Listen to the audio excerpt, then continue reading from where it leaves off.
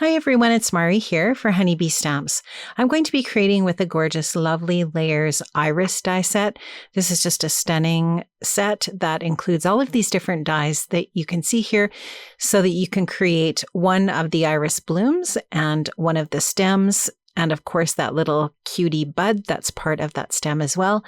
And this is just such a gorgeous, gorgeous die set. So I have die cut all of the different layers that I need for the bloom. And you can see that I've used a combination of 3 different colored purple cardstock. So the largest cardstock piece there that's on my desk right now is the darkest color. It's kind of an eggplant color.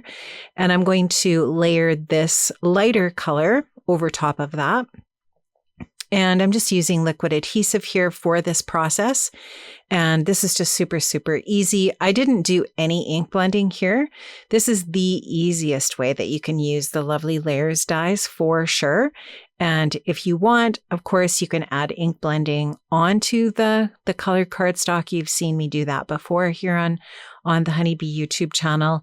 You can use white cardstock and use your inks and add your color in that way to create the variation of color. But if you want to do something really simple, I would say that this is the simplest way to do that. And just using color cardstock, go ahead and use the layering guide that's provided with the die from Honeybee Stamps, and go ahead and layer your different color pieces of cardstock together to create this really dimensional and beautiful bloom for your projects. So I'm just working on the stem here. Just going to go ahead and add these 2 little pieces, and then you can also create a little bud for the other side of the stem, which is really genius. And again, super easy to do. And I did cut these different little pieces from the same colors of purple cardstock that I used for the large bloom as well. So once you layer these pieces together and you add that last little piece on top, it creates the look of this really sweet little bud that you can add onto your stem. And then of course, there's just a little wee piece to layer over top of that stem there. And now voila, we can just add that onto the stem and it creates that little bud. Now I am just going to go ahead and add the bloom onto the top of that stem there. And I'll just give that a really, really good press. And once I've got that in place, I am ready for adding this onto my card front. So just give that a good squeeze and make sure that that's really, really well adhered. Now, I also wanted to add a little bit of yellow to the center of the throat of the iris. And so I'm going to do that using some Dina Wakley mustard acrylic paint. And I'm just using my Honeybee craft pick here just to pick up little dots of this yellow paint.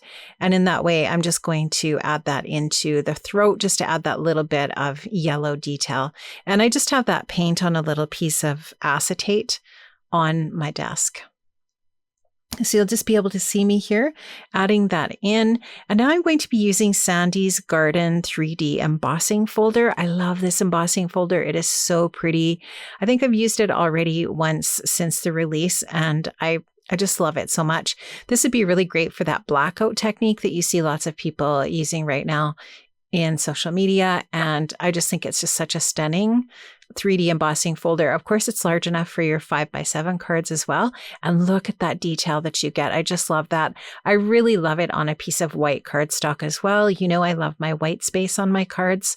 So I'm just going to take some clear watermark ink. This is just a clear sticky ink. And I'm just rubbing it over top of the blooms here, just really gently, so that it's not coating all of the different raised areas, just a little bit here and there. And now I'm just taking a little bit of clear sparkle wow embossing powder, and I will just spread that over that embossing ink. And now I'm just going to take my heat tool here and melt that. And that's just going to create the most beautiful sparkle and shine. And I don't know if it really shows up well on camera, but it's really, really pretty. And it's just a nice subtle detail behind this gorgeous iris. Now, I'm not really going to do a lot of other detail. I actually didn't even add a sentiment or greeting to the front of my card, just because sometimes I like to leave my card fronts without a greeting, because when I go to use this card, then I can take one of my 1 million honeybee sentiment sets and I can go ahead and add the perfect sentiment onto the project. So, but you can just see how gorgeous this is going to turn out without a sentiment on it as well. It looks really pretty. And if you want, you can also just add the sentiment to the inside. Now, this is a really cool product. This is called the Ornate card stand. It is very cool. This die creates a stand for any standard A2 size card. So I haven't tried it on a 5x7 card. It probably will work just fine for a 5x7 as well. But there you can just see how perfectly it works as a stand for your gorgeous cards. And this card is so pretty, it could actually even just be a piece of decor. Friends, I have linked up in the description box below to all of the different products that I've used in the Honeybee shop. Have an amazing day, and I will see you again next week. Bye-bye.